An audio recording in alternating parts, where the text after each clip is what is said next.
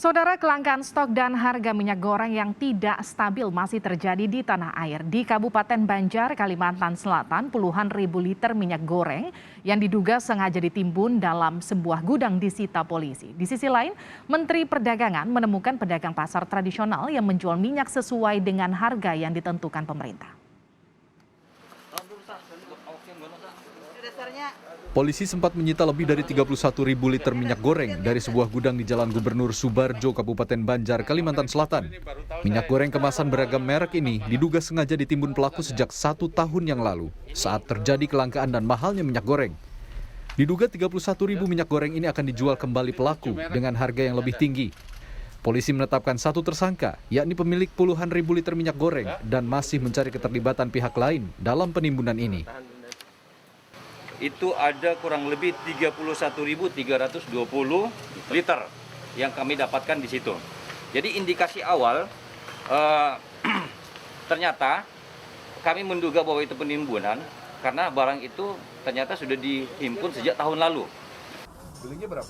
Sementara itu saat melakukan inspeksi mendadak ke Pasar Kebayoran Lama Jakarta Selatan kemarin, Menteri Perdagangan Muhammad Lutfi menemukan pedagang di pasar tradisional yang masih menjual minyak goreng dengan harga lama. Dalam sidak ini Mendak sama sekali tidak menemukan satupun pedagang di Pasar Kebayoran Lama yang menjual minyak goreng sesuai harga yang ditentukan pemerintah. Karena itu pihaknya akan menggandeng penegak hukum untuk memastikan harga minyak goreng di pasaran sesuai dengan ketentuan pemerintah. Kita akan berkoordinasi dengan aparat hukum dan penyelidik pegawai negeri untuk memastikan bahwa tidak ada lagi orang yang menjual di atas harga eceran yang ditentukan oleh pemerintah. Oleh sebab itu Bapak dan Ibu, ini yang terjadi diskrepensi antara retail modern dengan retail sederhana atau retail tradisional. Hingga kini permasalahan stok dan harga minyak goreng yang tidak stabil masih terjadi di tanah air. Masyarakat masih menanti solusi agar salah satu kebutuhan pokok masyarakat ini bisa tercukupi. Tim Liputan, Kompas TV.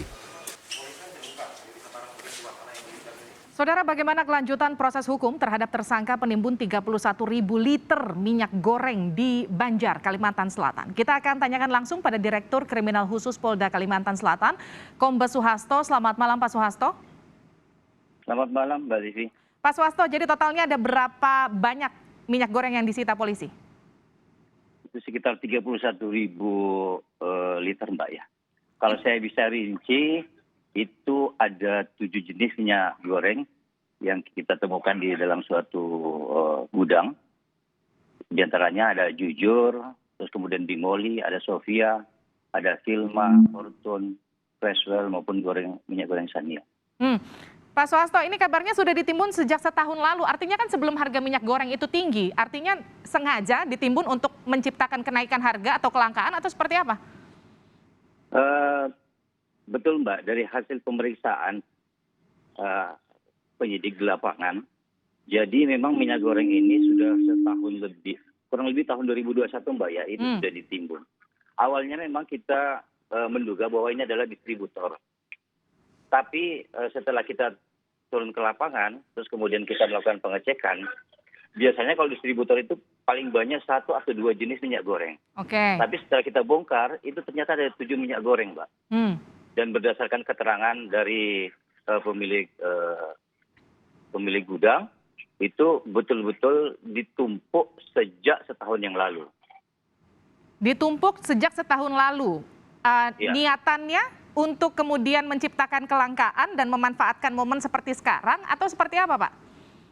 Ada kemungkinan Mbak ya, ada kemungkinan dia akan memanfaatkan momen-momen pas pada saat menjelang Ramadan maupun Lebaran nanti.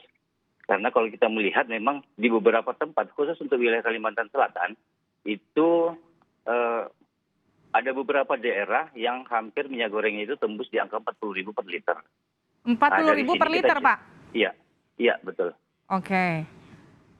Siapa pelaku ini, Pak Suhasto? Bagaimana dia mendapatkan minyak goreng sampai 31 ribu liter? Modusnya seperti apa? Ditimbun di mana? Bisa diceritakan ke kami? Jadi untuk minyak goreng ini mereka dapatkan langsung dari Surabaya. Itu langsung dari Surabaya. Itu sesuai dengan keterangan yang kita dapatkan, Mbak ya.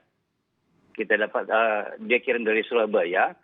Terus kemudian memang pada intinya mereka ini sebenarnya adalah dia berdagang, dia membuka usaha dagang lah, penjual minyak goreng. Oke. Tapi dengan alasan bahwa minyak goreng ini belum laku terjual. Jadi ini yang menjadi bahan pertanyaan bagi kami.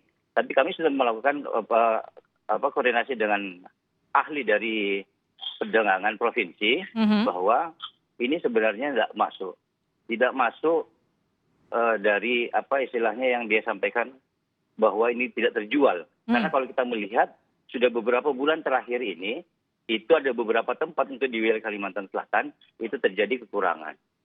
Seperti itu, Mbak.